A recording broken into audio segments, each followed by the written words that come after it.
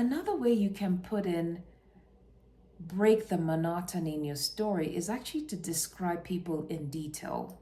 So you're talking about how you went here and did this and did that, and then you start talking about maybe an event.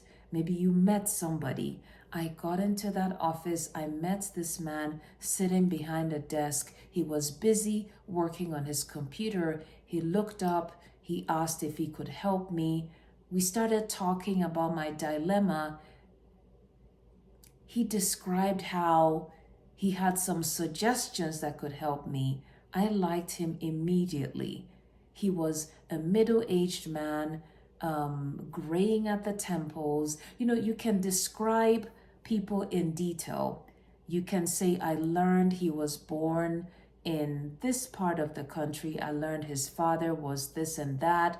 And here I'm going to refer you to Long Walk to Freedom, because Nelson Mandela, whoever wrote with him or whoever he collaborated with to write that book, he did it so wonderfully well. He talked about when he met different people, he would say, this son of a carpenter, or this young man who grew up in this area, who had never had known urban life, who grew up rural, who grew up here, who grew up poor. He really went into great detail describing people. And I think that gives you an opportunity to step out of your story a little bit once in a while along through the course of your autobiography or biography, and sort of dabble into other human lives, other human elements. And that makes for really interesting reading. It's something else that helps to show how you're not just navigating the world all by yourself.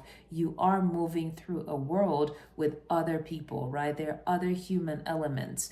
And some of these people you like, some of these people, you gotta be honest, I couldn't read this person. I couldn't understand him very well.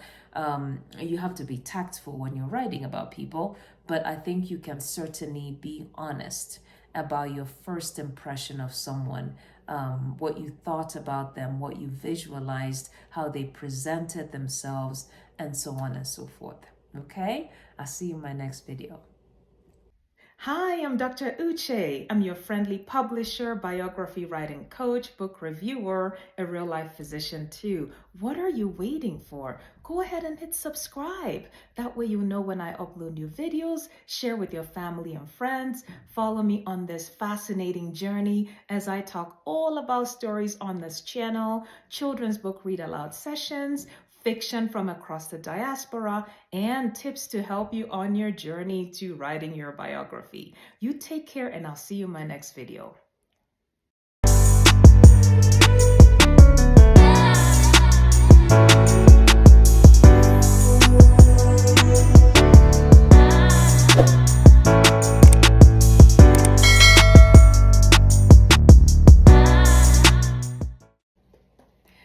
So I like to think that all of us are a product of our experiences, including things you did that you feel good about having done and things you wish you had done differently.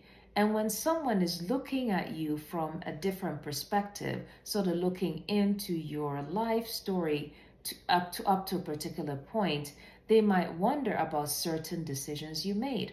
So writing your autobiography or your biography gives a unique opportunity, or rather affords one a unique opportunity to look back and say, this decision I made, I know it was controversial, but it really did work out in the long run. At the time I made this decision, I wasn't certain. It did cause a lot of strife in my family, but in retrospect, it was a good thing for me because of 1, 2, 3. So you really get a chance to explain away things that happened in the past. Now, mind you, one of the strengths or one of the great things about writing a story is you give somebody else an opportunity to learn from your journey, to not have to reinvent the wheel, right?